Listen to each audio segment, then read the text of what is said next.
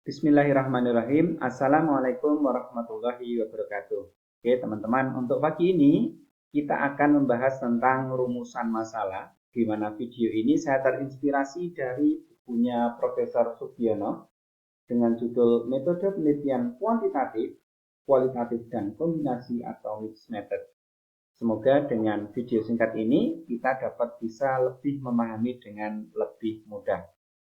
Oke, perlu kami sampaikan, saya membuat contoh model di sini adalah X1, X2, dan X3 itu adalah variabel exogen, kemudian X4 dan X5 adalah variabel intervening, dan Y adalah variabel endogen. Saya mencoba membuat model konseptual ini dengan X1, X2, dan X3, dan seterusnya agar lebih mudah dipahami. Tapi ketika Anda nanti membuat sebuah model, maka X1-nya harus Anda namai. X1-nya apa, X2-nya apa, X3-nya apa, dan seterusnya. Oke, lalu kenapa saya gunakan variabel intervening? Karena dengan adanya variabel intervening X4 dan X5 itu, nanti akan memungkinkan adanya rumusan masalah yang lengkap. Oke, jenis-jenis rumusan masalah, yang pertama adalah rumusan masalah singkat. Biasanya digunakan kata adakah pengaruh positif dan signifikan apa terhadap apa. Nah, kalau seperti ini, nanti adakah pengaruh positif dan signifikan X1 terhadap Y, X1 terhadap X4, X1 terhadap X5, dan seterusnya. Kemudian juga ada rumusan masalah yang moderat.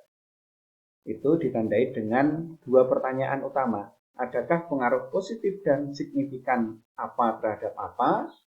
Dan adakah pengaruh langsung dan tidak langsung apa terhadap apa?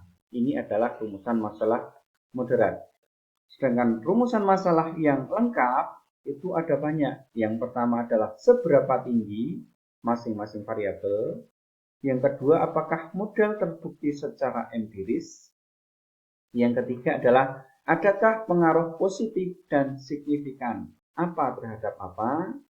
Kemudian adakah pengaruh langsung dan tidak langsung apa terhadap apa melalui apa? Lalu apakah data kuantitatif didukung data kualitatif? Dan terakhir adalah adakah faktor lain yang mempengaruhi variabel Y-nya?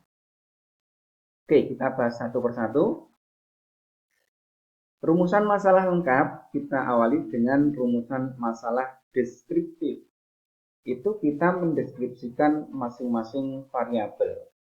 Seberapa tinggi X1, seberapa tinggi X2, seberapa baik X3, seberapa baik X4, apakah harus menggunakan kata tinggi, baik. Itu silahkan ya, nanti tergantung konteksnya. Jadi kalau ada 6 variabel, X1, X2, X3, X4, X5, dan Y, 6 variabel, maka rumusan masalah deskriptifnya ada 6 juga. Nah itu nanti kalau dibuat hipotesis, itu dibuktikan dengan one sample t-test atau uji T satu sampel. Sudah ada di video saya sebelumnya. Lalu setelah rumusan masalah deskriptif, nomor 7-nya adalah rumusan pembuktian model. Apakah model hubungan antar variabel itu terbukti secara empiris? Nah, ini Anda bisa gunakan ya. Nanti adalah koefisien atau koefisien jalur. Apabila dari sekian banyak koefisien jalur itu semuanya harus di atas 0,05. Kalau di bawah 0,05, maka koefisien yang itu harus dihapus, nanti panahnya berkurang ya. Jadi kalau semua panah itu, semua koefisien itu di atas 0,05, maka dia terbukti secara empiris. 1 sampai 7 sudah tadi. Kemudian kita lanjutkan rumusan masalah selanjutnya adalah rumusan masalah asosiatif nomor 8 dan seterusnya. Adakah pengaruh langsung dan tidak langsung X1 terhadap Y melalui X4? Coba kita lihat. X1 terhadap Y melalui X4. Lalu X1 terhadap Y melalui X5. Nah, itu adalah rumusan masalah asosiatifnya. Setelah X1 terhadap Y habis, lalu kita lanjutkan X2 terhadap Y, X2 terhadap Y melalui X5. dan X4 ya. Kemudian setelah X2-nya habis, lalu kita menuju ke X3 terhadap Y melalui X4, X3 terhadap Y melalui X5. Nah, dari sini kita sudah mendapatkan 13 rumusan masalah dengan model seperti itu. Lalu ketika kita sudah membuat rumusan masalah untuk apakah ada pengaruh langsung dan tidak langsung, barulah kita menuju ke adakah pengaruh positif dan signifikan X1 terhadap Y, kemudian X1 terhadap X4, X1 terhadap X5. Setelah X1-nya habis, lalu kita gunakan X2 terhadap Y, X2 terhadap X4, X2 terhadap X5. Kemudian setelah X2-nya habis, kita menuju ke X3. X3 terhadap Y, X3 terhadap X4, dan X3 terhadap X5. Setelah itu, baru kita menuju ke variabel X4-nya yang ada di tengah itu. X4 terhadap Y dan X5 terhadap Y. Dengan demikian, rumusan masalah lengkap kita sudah mencapai angka 24. Nah, ini mengapa kemudian rumusan masalahnya menjadi sangat banyak. Ini kalau kita memilih rumusan masalah yang lengkap ya, bukan yang singkat atau bukan yang moderat.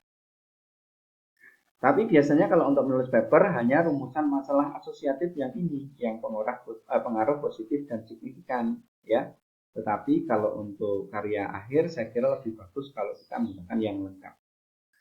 Nah, pengaruh positif dan signifikan ini kalau kita mengambil sampel dari sebuah populasi. Kalau kita langsung populasi ya berarti tidak ada kata signifikan ya. Adakah pengaruh positif saja. Karena signifikan atau tidak itu, kalau signifikan itu berlaku untuk populasi, kalau tidak signifikan hanya berlaku pada sampel. Nah, kalau kita respondennya semuanya dari populasi, maka tidak perlu ada pembuktian signifikansinya. Oke, sampai 24, lalu dilanjutkan. Rumusan masalahnya untuk yang mixed methodnya, yang pertama adalah apakah data kuantitatif didukung data kualitatif dan adakah faktor-faktor lain yang berpengaruh terhadap Y-nya. Rumusan masalah nomor 15 ini, maaf, ini bukan 15 ya, tadi 24 berarti 25 dan 26 ya, mohon maaf. Berarti ada 26 rumusan masalah. Nomor 26 itu, adakah faktor-faktor lain yang berpengaruh terhadap Y, itu kita dapatkan dari metode kualitatifnya, yaitu dari metode wawancara. Oke, demikian yang sederhana ini mudah-mudahan bermanfaat bagi kita semuanya. Selamat belajar dan tetap semangat. Semoga Anda sehat selalu dan ilmu kita menjadi berkah. Assalamualaikum warahmatullahi wabarakatuh.